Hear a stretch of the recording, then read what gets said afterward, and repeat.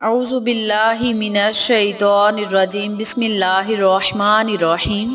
اقصی Islamic education کے معزز سامعین و ناظرین اور امت محمدیہ کی مقدس ماؤں بہنوں، السلام علیکم ورحمۃ اللہ وبرکاتہ۔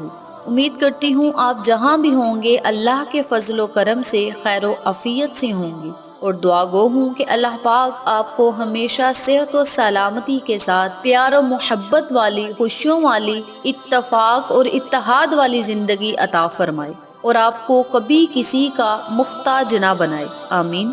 سامعین، نماز کو مومن کی معراج کہا جاتا ہے، اور یہ کہا جاتا ہے کہ نماز کے ذریعے بندہ اپنے رب سے ہم کلام ہوتا ہے۔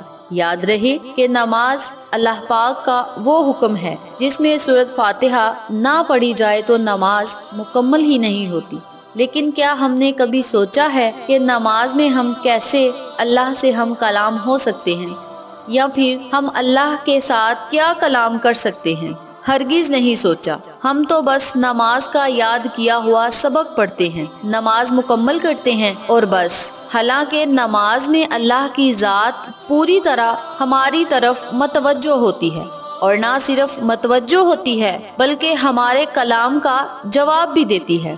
اللہ پاک ہمارے کلام کا جواب کیسے دیتا ہے اور نماز میں اس سورت کو پڑھنے سے اللہ کتنا خوش ہوتا ہے، اس بارے میں مکمل تفصیل جاننے کے لیے میری آپ سے گزارش ہے کہ میری ویڈیو کو آخر تک ضرور دیکھیے گا۔ وظیفے کی طرف جانے سے پہلے اگر آپ میرے چینل پر نئے ہیں یا میری ویڈیو پہلی بار دیکھ رہے ہیں تو پلیز میرے چینل کو سبسکرائب ضرور کریں، اور اگر آپ مزید اپڈیٹس حاصل کرنا چاہتے ہیں تو بیل آئیکن کو دبا کے آل نوٹیفیکیشن پہ کلک کریں تاکہ فیوچر میں ہماری ہر نئی آنے والی ویڈیو کی اپڈیٹ آپ تک بآسانی پہنچ سکے۔ اس کے علاوہ میرے فیس بک پیج اقصی اسلامک ایجوکیشن کو ضرور لائک کریں، اور اگر آپ کوئی سوال پوچھنا چاہتے ہیں تو میرے فیس بک پیج پہ رابطہ کر سکتے ہیں، یا ویڈیو کے نیچے کامنٹ باکس میں سوال کر سکتے ہیں، ہم آپ کی رہنمائی ضرور کریں گے۔ سامعین، اب آپ کو بتاتے چلیں کہ وہ کون سی سورت ہے جس کو پڑھے تو اللہ پاک خوش ہوتا ہے۔ وہ سورت سورۃ فاتحہ ہے۔ سورۃ فاتحہ کو الفاتحہ بھی کہا جاتا ہے۔ فاتحہ اسے کہتے ہیں جس سے کوئی مضمون یا کتاب یا کسی شے کا افتتاح ہو، انعام دے چا آغاز کلام ہم معنی ہیں۔ اسے ام الکتاب اور ام القرآن بھی کہا جاتا ہے۔ اس سورت کے مطابق نام ہے فاتحہ، فاتحہ الکتاب، سورت کنیس، کافیہ، واقعہ، شافیہ، شفا، سبع و منائی، سورت الحمد، سورت دعا، تعلیم المسلہ، سورت منجا، سورت التقویس، فاتحہ القرآن، سورت الصلح۔ حدیث شریف میں اس سورت کو نور کہا گیا ہے۔ امام نسائی رحمت اللہ علیہ روایت کرتے ہیں، حضرت ابن عباس رضی اللہ تعالی عنہ بیان کرتے ہیں کہ ایک دفعہ جبریل علیہ السلام حضرت محمد مصطفیٰ صلی اللہ علیہ وآلہ وسلم کے پاس بیٹھے ہوئے تھے تو انہوں نے اوپر کی طرف چرچراہٹ کی آواز سنی۔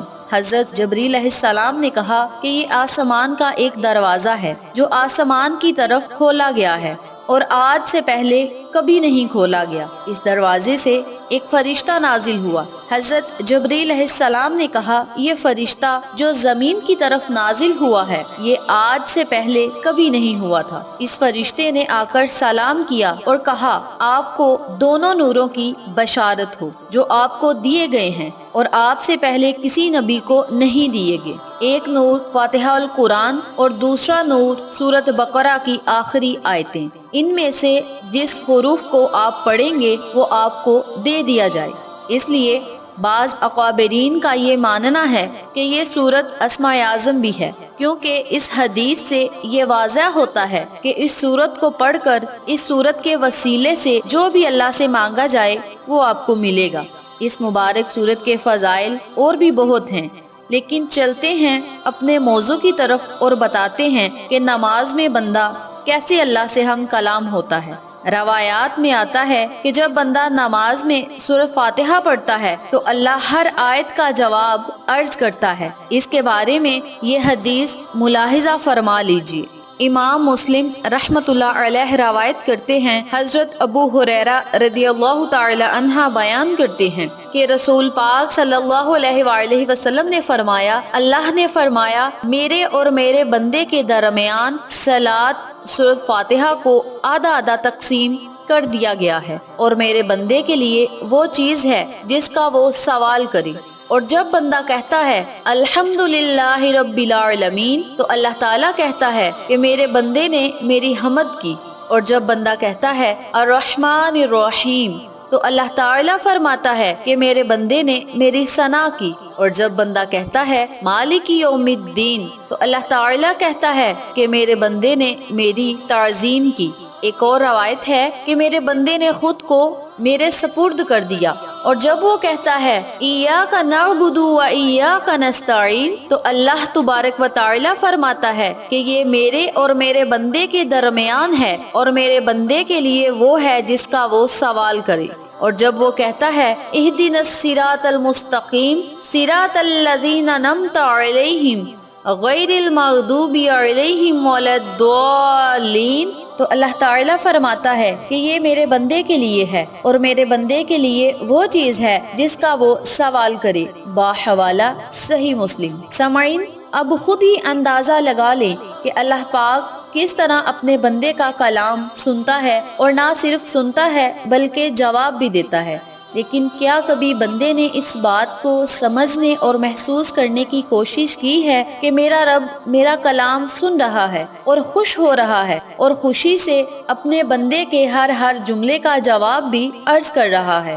اس سوال کا جواب نہ ہی کی صورت میں سامنے آتا ہے، کیونکہ کبھی ہم نے نماز کے معنی اور مفہوم جاننے کی کوشش ہی نہیں کی کہ ہم جو پڑھ رہے ہیں اس کے معنی کیا ہیں۔ جب ہمارا معنی کی طرف دھیان ہی نہیں ہوگا تو پھر نماز میں ہمارا دھیان کیسے جمے گا؟ اس لیے ضروری ہے کہ سورۃ فاتحہ کے مفہوم کو سمجھنے کی کوشش کی جائے۔ ایک ایک آیت میں ہم کیا پڑھ رہے ہیں، جب ہمیں اس کا علم ہوگا تب ہی ہمارا دھیان نماز میں جمے گا۔ اور جب ہمیں یہ علم ہوگا کہ اللہ پاک ہمارے کلام کو سن کے جواب دیتا ہے تو ہم کوشش کریں گے اللہ تعالیٰ کے ساتھ اس کلام سے محظوظ ہوں۔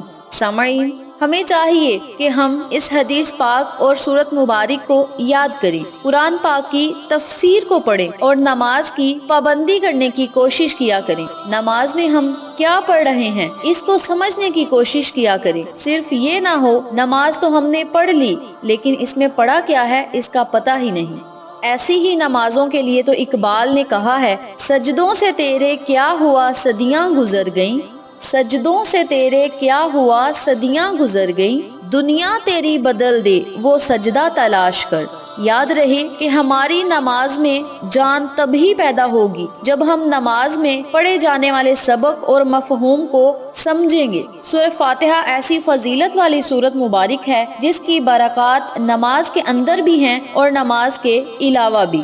نماز تو اس سورت مبارک کے بغیر مکمل ہی نہیں ہو سکتی۔ ہمیں چاہیے کہ نماز کے علاوہ بھی اس سورت مبارک کی تلاوت کیا کریں اور اس سورت کی برکات و فوائد سے مستفید ہو سکیں۔ سورت فاتحہ کی فضیلت کے حوالے سے حضرت ابو ہریرہ بیان کرتے ہیں کہ جس دن فاتحہ الکتاب یعنی سورۃ فاتحہ نازل ہوئی اس دن ابلیس بہت رویا تھا۔ یہ بات ہر کوئی جانتا ہے کہ ابلیس کو اللہ نے بڑے علم عطا کیے تھے، لیکن اس نے تکبر کیا جس کی وجہ سے اللہ کی نافرمانی کا شکار ہوا اور یوں مفلون ہو گیا۔ اس پر اللہ کی فٹکار ہوئی اور اس نے اللہ سے چیلنج کیا کہ وہ اللہ کے بندوں کو ورگلائے گا۔ اب جب اللہ پاک نے سورۃ فاتحہ میں اپنے بندوں کو برکات عطا کی تو اسے سخت تکلیف ہوئی کہ جو محنت وہ بندوں کو گمراہ کرنے میں کرتا ہے وہ محنت اس سورت کے پڑھنے سے رائگا جائے گی۔ اس لیے جب یہ سورت نازل ہوئی تو شیطان سر پکڑ کر بیٹھ گیا بلکہ دھاڑے مارنے لگا کہ محمد مصطفیٰ احمد مجتبی صلی اللہ علیہ وآلہ وسلم کی امت کو کیسے بھٹکاؤں گا۔ اس لیے ہمیں چاہیے کہ سورۃ فاتحہ کی زیادہ سے زیادہ تلاوت کر کے شیطان کو کمزور کریں اور اس کی تکلیف میں اضافہ کریں۔ جس مقصد کے لیے بھی اس سورت کو پڑھا جائے گا اس مقصد میں آپ کو کامیابی ملے گی، آپ کا وہ مقصد ضرور پورا ہوگا۔ اس عمل کو آپ خود بھی کریں، اپنے عزیزوں کار، فیملی ممبرز، فرینڈز اور نیبرز کے ساتھ شیئر بھی کریں تاکہ تمام لوگ اس وظیفے سے مستفید ہوں، آپ کو اور مجھے صدقہ جاریہ کا ثواب ملتا رہے۔ آخر میں اللہ سے دعا ہے کہ اللہ پاک ہمیں اس وظیفے پر عمل کرنے کی توفیق دے اور دین کی سمجھ بوجھ عطا فرمائے، اسلام کے مطابق زندگی بسر کرنے کی توفیق دے، آمین ثم آمین۔ امید کرتی ہوں آپ کو ہماری آج کی ویڈیو پسند آئی ہوگی۔ ویڈیو پسند آئے تو لائک کریں، شیئر کریں، ہمارے چینل کو سبسکرائب کریں اور ساتھ موجود بیل آئیکن کو دبا کے آل نوٹیفیکیشن پہ کلک کریں تاکہ میری ہر نئی آنے والی ویڈیو کی اپڈیٹ آپ تک بآسانی پہنچ سکے۔ اپنا بہت سارا خیال رکھیے گا، اپنی دعاؤں میں یاد رکھیے گا۔ انشاءاللہ پھر کسی نئے وظیفے یا اچھی معلومات کے ساتھ آپ کی خدمت میں حاضر ہوں گے۔ تب تک کے لیے اجازت دیں۔ السلام علیکم ورحمۃ اللہ وبرکاتہ۔